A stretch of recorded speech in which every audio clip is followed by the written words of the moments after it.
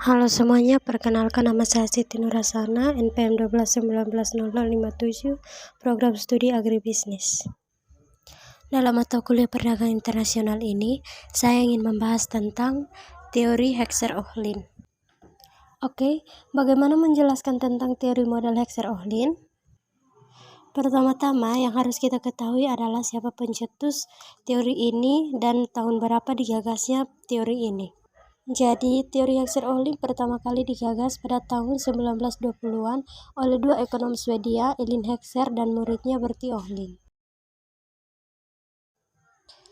Teori ini mengajukan suatu premis bahwa suatu negara yang mengekspor barang yang memiliki faktor produksi yang berlimpah secara intensif. Apa maksud dari teori tersebut? Jadi, maksud dari teori tersebut adalah suatu negara dikatakan memiliki faktor produksi yang berlimpah atau untuk tenaga kerja misalnya jika rasio dari tenaga kerja terhadap faktor lainnya lebih besar dibandingkan rasio dari negara mitranya. Sedangkan suatu barang disebut bersifat padat tenaga kerja jika biaya tenaga kerja merupakan bagian terbesar dari nilai barang tersebut dibandingkan nilai biaya faktor produksi lainnya. Kita akan membahas bagaimana cara Heckscher-Ohlin menjelaskan tentang teorinya.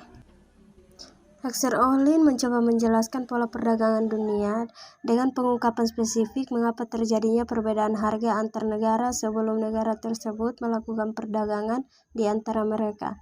Secara teoritis, perdagangan terjadi karena adanya perbedaan harga.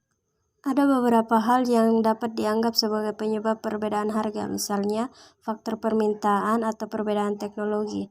Namun, Heckscher-Ohlin mengungkapkan hal ini dan sebagai gantinya, ia mengajukan konsep tentang faktor proporsi dalam penggunaan faktor produksi sebagai dasar dari perbedaan biaya komparatif. Berikut kita akan membahas tentang dua faktor apa saja yang menentukan terjadinya keunggulan komparatif terhadap teori HO ini. Teori Heckscher-Ohlin ini memiliki asumsi-asumsi sebagai berikut. Terdapat dua komoditas dengan dua faktor produksi, yaitu tenaga kerja dan modal, selera konsumen yang identik dan homogenis di semua negara, fungsi produksi yang bersifat kontan return to scale, tidak ada perbedaan teknologi di antara negara-negara, tidak ada distorsi seperti pajak, subsidi, dan pasar yang bersifat persaingan tidak sempurna. Jadi, teori Heckscher-Ohlin mengatakan bahwa suatu negara yang berlimpah pada suatu faktor produksi akan mengekspor komoditas yang intensif menggunakan faktor produksi yang negara tersebut kekurangan.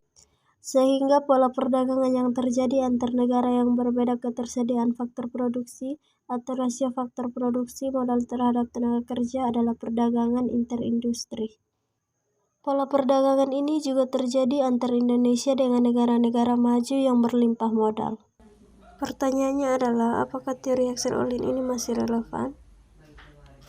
Perdebatan atas relevansi teori ini dimulai sejak Leon Tiff tahun 1953 dengan menggunakan data input-output Amerika Serikat pada tahun 1947 dan 1951 membuktikan bahwa Amerika Serikat yang relatif padat modal, baik pada tahun 1947 maupun 1951, rasio modal yang terkandung dalam impor dan ekspornya ternyata lebih besar dari 1. Artinya, import Amerika Serikat lebih padat modal daripada ekspornya. Hasil penelitian Leon Tiff ini memperlihatkan kontradiksi dari teori Heckscher-Ohlin.